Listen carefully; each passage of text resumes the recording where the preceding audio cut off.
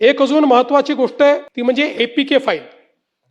जे लोक Android use करतात त्यांना एपीके फाईल पाठवली जाते आणि एपीके फाईल तुम्ही जर डाउनलोड केली, काही पाठवतात, तुम्हाला आवडेल असं काही पाठवू शकतात ते, किंवा एखादा योजना पाठवू शकतात. ती एपीके फाईल चुकूनही डाउनलोड केली की तुमच्या अँड्रॉइडचा पूर्ण कंट्रोल कंप्लीट 100% त्यांच्याकडे जातो आणि त्याच्यावर ते काही त्या ठिकाणी करू शकतात.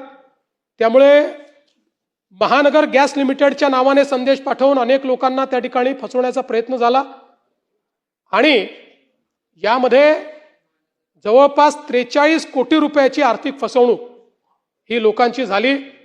यामध्ये आपण गुन्हा नोंदवला आणि 6 आरोपींना झारखंड आणि बिहारमधून आपण त्या ठिकाणी पकडून आणलं.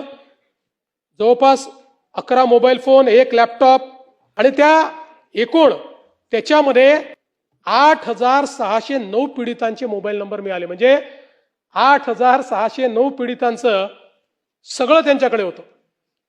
त्यांचं बँक खातं, एटीएम क्रमांक, pin number, CVV number, UPI ID सगळं त्यांनी फोनवरून हस्तगत केलं होतं.